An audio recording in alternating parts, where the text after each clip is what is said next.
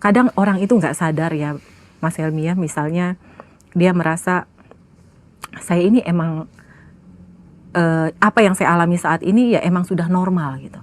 Karena ada kasus seperti ini, Mas Helmi. Seorang ibu muda datang kepada saya, dia nangis-nangis, dia merasa dia stres dan depresi. Kenapa? Karena baru ditinggal mati dengan suaminya. Dan dia juga merasa, kenapa ya dok, kok kehidupan itu kayaknya nggak berpihak pada saya. Apakah emang kehidupan itu seburuk ini dok? Karena sejak dari remaja, dia ini mengalami ketemu pacar itu selalu yang memberikan kekerasan fisik dan verbal. Ganti pacar berikutnya sama aja. Sampai berkali-kali terjadi seperti itu, sampai akhirnya dia menikah dengan seorang laki-laki yang bukannya lebih baik, bahkan lebih parah lagi.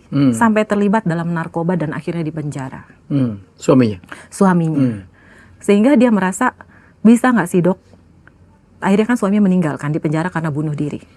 Akhirnya dia merasa, dok bisa nggak sih? Dengan proses hipnoterapi ini saya bisa lebih tenang dan saya bisa menemukan pendamping hidup yang baik, yang ideal.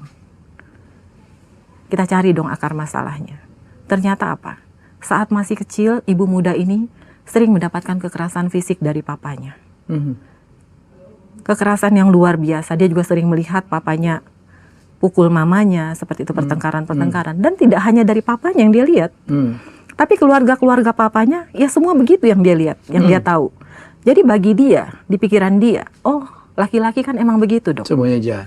Semua begitu. Wajar kan dok, emang laki-laki begitu. Tapi mungkin saya nggak bisa nerima dok, gitu kan. Sehingga saya merasa itu suatu yang berat buat saya, gitu kan. Kan laki-laki ideal itu cuma didongeng ya dok. Sampai begitu ya Bu? Sampai begitu coba bang. Kasihan nggak sih ya gitu, seperti itu. Akhirnya di situ kita kembali ke akar masalah, kita bereskan, kita jumpai kembali trauma-trauma yang dia alami, kita bereskan trauma itu terhadap ayahnya, gitu ya, terhadap keadaan pertengkaran orang tuanya. Dan di situ saya berikan pemahaman sebenarnya laki-laki ideal itu seperti apa sih? Laki-laki yang baik itu seperti apa sih? Dan banyak. Dan banyak. Dan setelah itu selesai, dia dengan tes yang kita lakukan, dia merasa plong, dia merasa lega. Beberapa lama kemudian dia mengabarkan, dok saya sekarang benar-benar merasakan hidup saya tenang. Dan beberapa bulan kemudian dia masih ngabarin, dok sekarang saya menemukan seorang laki-laki yang ideal. Saya baru tahu ternyata ada ya laki-laki yang ideal seperti